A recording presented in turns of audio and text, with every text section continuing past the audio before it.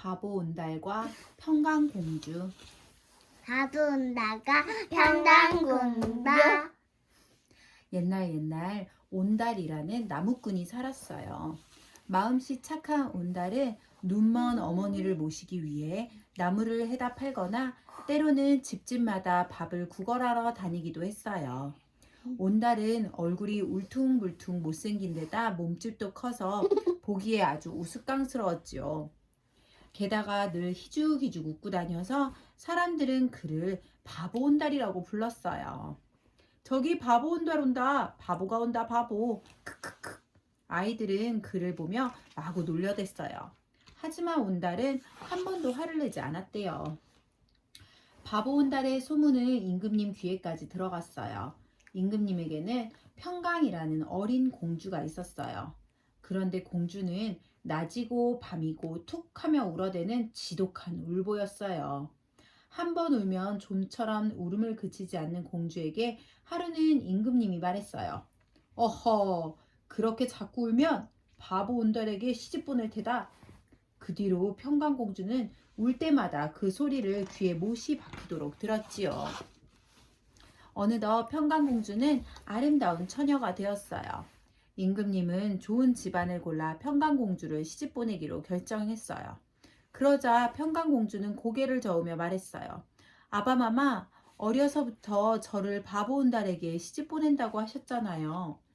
그건 네가 하도 울기에 장난삼아 한 말이다. 아바마마는 만 백성의 어버이이십니다. 그런 분이 거짓말을 입에 담으시다니요. 저는 아바마마께서 어릴 때 정해주신 온달에게 시집 가겠습니다. 어허, 바보에게 어떻게 시집을 간단 말이냐? 아바마마, 제발 허락해 주세요. 듣기 싫다. 그따위 소리를 하려거든 대궐 밖으로 썩 나가거라. 크게 노한 임금님은 평강공주를 대궐에서 쫓아냈어요. 대궐에서 쫓겨난 평강공주는 온달의 집을 찾아갔어요. 공주는 사람들에게 물어 마침내 온달이 사는 오두막집에 도착했죠. 여기가 온달님이 사는 집인가요? 그렇소만 댁은 누구시오? 집에는 온달의 눈먼 어머니만 계셨어요. 평강공주는 공손히 절을 하고 말했어요. 저는 평강이라고 합니다. 저를 며느리로 받아주세요. 아니, 목소리를 들으니 귀하신 분 같은데 이게 무슨 말이요? 당치 않은 소리니 어서 돌아가세요. 평강공주는 온달을 찾아 산으로 올라가다가 나무를 해가지고 내려오는 온달과 마주쳤어요. 저는 평강이라고 합니다. 온달님의 아내가 되고 싶어 먼 길을 왔어요. 온달은 어여쁜 처녀가 말을 걸자 깜짝 놀랐어요. 너는 분명 사람이 아니라 귀신일 거야. 가까이 오지 마라. 뒤도 돌아보지 않고 온달은 후다닥 도망을 쳤어요. 한 걸음에 집으로 달려온 온달은 방문을 꼭꼭 걸어 잠갔어요. 문틈으로 살짝 보니 평강공주가 문 밖에서 슬픈 얼굴로 서 있었어요. 해가 저물어 사방이 캄캄해졌는데도 평강공주는 자리를 뜨지 않고 그렇게 밤을 꼬박 새웠어요.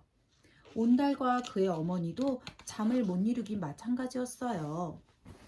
이튿날 아침 온달의 어머니는 평강공주를 안으로 불러들였어요. 어찌하여 내 아들에게 시집을 오려 하시오? 보시다시피 우리 집은 너무 누추해서 귀한 분이 살 집이 못 된다오. 온달의 어머니는 공주를 다시 한번 말렸어요. 그러자 평강공주는 자신의 신분과 그간의 사정을 말하고는 또 한 번 말했어요. 저는 어렸을 때부터 온달님과 결혼하려고 마음먹은 몸입니다. 그러니 부디 저를 아내로 맞아주세요. 아무 말 없이 한참을 고민하던 온달이 드디어 말문을 열었어요. 진정 나처럼 보잘것없는 사람이라도 좋다면 당신과 결혼하고 싶소. 마침내 바보 온달과 평강공주는 그날로 혼례를 올리고 부부가 되었어요. 평강공주는 대궐에서 나올 때 지니고 있던 금부치를 팔아 조그만 집도 사고 논이랑 밭도 샀어요. 온달은 평강공주에게 글도 배우고 무예도 익히기 시작했어요. 그렇게 세 식구는 오순도순 행복한 나날을 보냈죠. 그러던 어느 날 평강공주가 온달에게 말 한 피를 사오라고 했어요. 서방님, 튼튼하고 살찐 말이 아니라 비실비실하고 병들었어도 좋으니 대궐에서 나온 말을 사오세요. 온달은 평강공주가 시키는 대로 했어요. 으휴, 저런 바보 병든 말을 사다가 뭐 하려고 그런데? 마을 사람들은 자기들끼리 귓속말을 주고받으며 온달의 행동을 비웃었어요. 온달과 평강공주는 병든 말을 정성껏 돌보았어요. 병든 말은 하루가 다르게 살이 오르고 다리도 튼튼해졌어요. 어느새 다른 말과는 비교도 안 될 정도로 훌륭한 말이 되었어요. 대궐에서 나온 말은 모두 훌륭한 말이기 때문에 병든 말이라도 잘만 기르면 다른 말보다 훨씬 뛰어날 수 있었거든요. 서방님, 이제부터 이 말을 타고 무술 연습을 하세요. 온달은 평강공주의 말을 따라 열심히 무예를 닦았어요. 온달은 점점 몰라보게 씩씩하고 늠름한 젊은이가 되어갔어요. 그 무렵 나라에서 큰 사냥대회가 열렸어요. 그 대회는 임금님이 무예가 뛰어난 장수들이 한자리에 모여서 그동안 갈고 닦은 활솜씨를 겨루는 날이었어요. 온달도 그동안 기르던 말을 타고 대회에 나갔어요.